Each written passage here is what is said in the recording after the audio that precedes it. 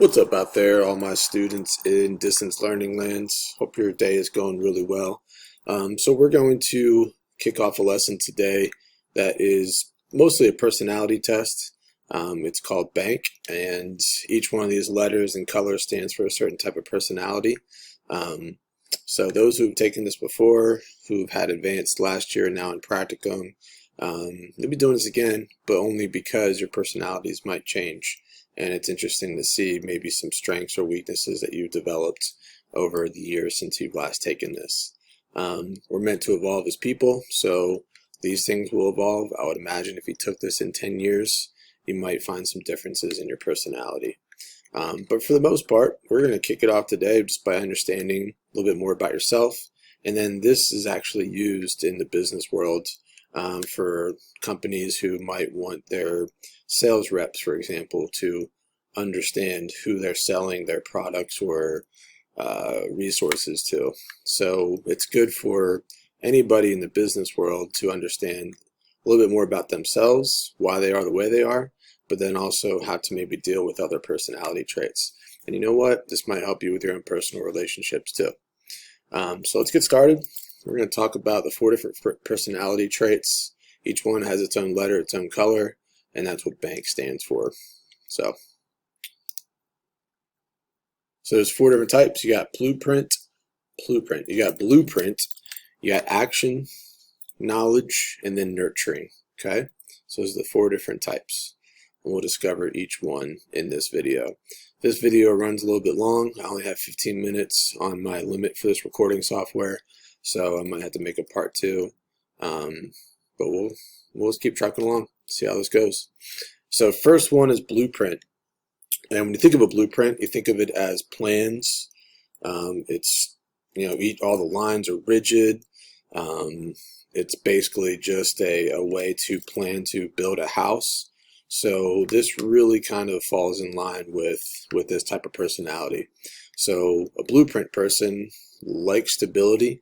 They want a lot of stability built up in their lives. They don't want to be unsure about things in any way, shape, or form.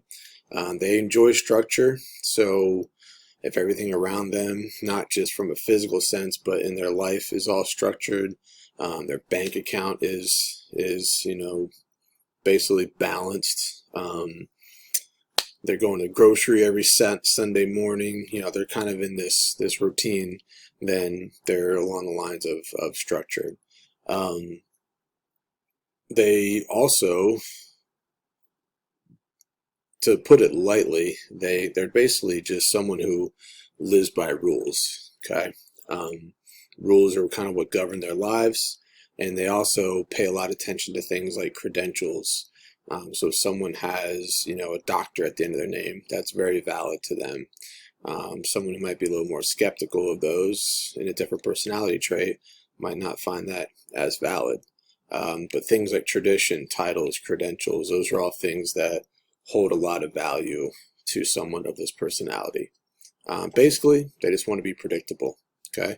Predictability is good in their lives. If anything changes that's not as predictable, then they start to feel very uncomfortable.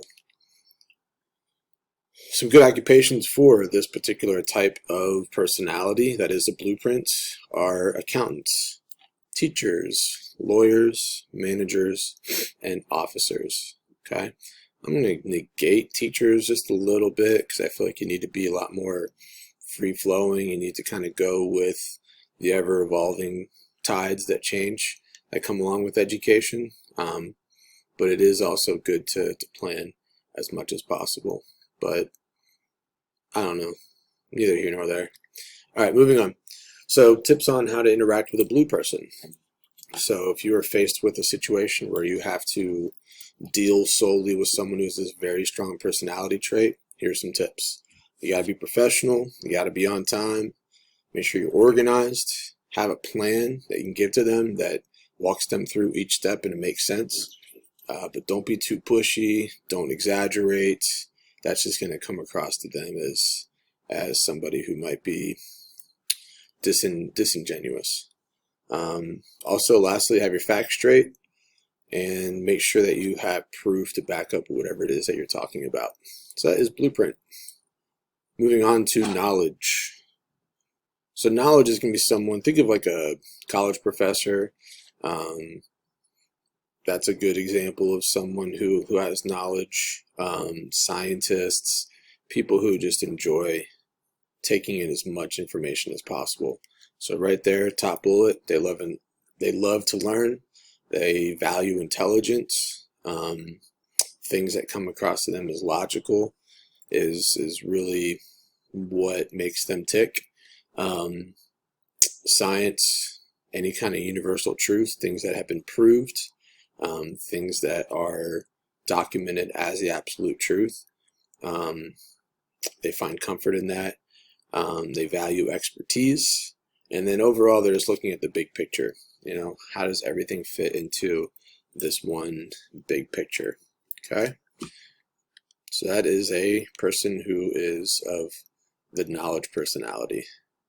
Good occupations can be engineers, scientists, programmers, analysts, and researchers. So everything along the science front.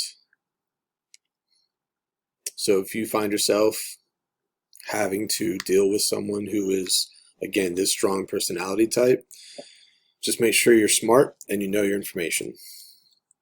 Have the resources and documentation so you can provide to them. Typically, they'll want to take it home, study it, take a look at it, and just kind of process it on their own. But they want all that information because they enjoy that process.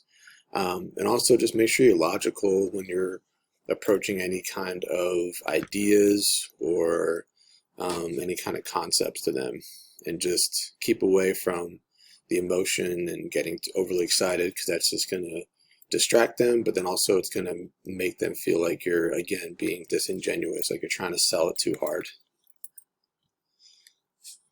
Okay, nurturing.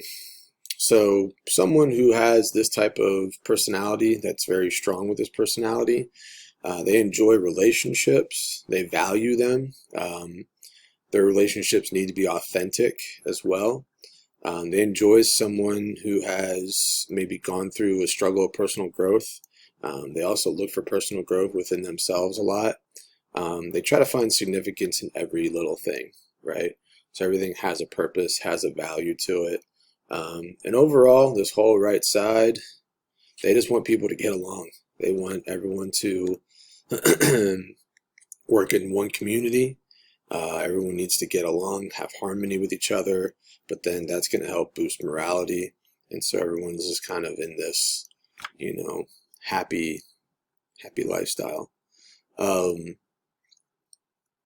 They enjoy giving to charity. Maybe they will start their own charity, just to, again, put a lot of emphasis on helping other people. So that's nurturing, putting themselves before others. Occupations, nonprofits, nurses, that's a good example, social workers, church leaders, volunteers. I'll even throw teachers in this one as well. So that's nurturing. If you are dealing with someone, again, who is strong and nurturing, make sure you're authentic and genuine. That's a big thing. Anything outside of being authentic or genuine is going to turn them off, because they want you to think, they want to have this feeling that you care about them more than anything else, right? Give them big hugs, give them some types of, signs of affection. That's professional. And then maintain good eye contact as well. Finally, you have action, which is making me look all red because the screen's red. But you have, think of celebrities, think of high profile people have this strong personality trait. They enjoy freedom. They don't like to be told what to do, when to do it. They want to be flexible, work on their own time. Spontaneity is a key thing. So they don't really plan things. They just want things to happen and react to them. They enjoy attention. They enjoy competition. Things like winning. Things like just having that sense of competing, and then ultimately they're trying to compete only to win. So that sounds like a lot of, big high profile people. CEOs could even fall in this line as well because, if they're constantly in competition to, push their company, push their employees to be the best in whatever industry they're in. And they're very concerned about their image as well. So that is the action personality. So right here, actors, athletes, salespeople, public speakers, entertainers, they all fall in line with this. You may be strong in this, but you might not consider yourself, an actor or athlete, but these are things that you can definitely relate to.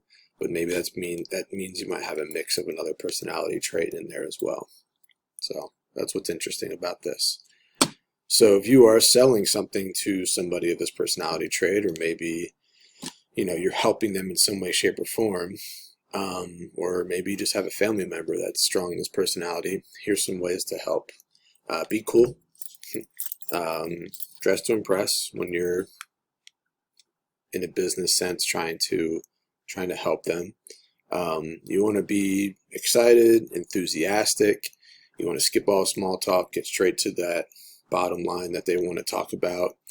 Have this sense of urgency, like you want to get things done. Don't just kind of sit back and say, well, we'll get to it. We'll get to this conversation. Hey, how are you doing today? They want to skip all that and just jump right in and start talking. From a sales point of view, or even from just a client point of view, you want to sell them the sizzle, the lifestyle, all the dreams that they feel like they could achieve if they're going to partner with you in some way, shape, or form.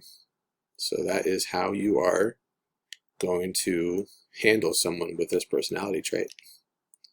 And that's the end of that slideshow. Cut back real quick so y'all can see me still. So yeah, actually I'm going to make a part 2 on how to do the actual activity next to find out what your personality traits are, and then how to submit that to Schoology. But hopefully this is informative. Hopefully this is helpful. Now you're just going to think about how all 4 of these personality traits are going to compose of who you are. Catch you on the flip side.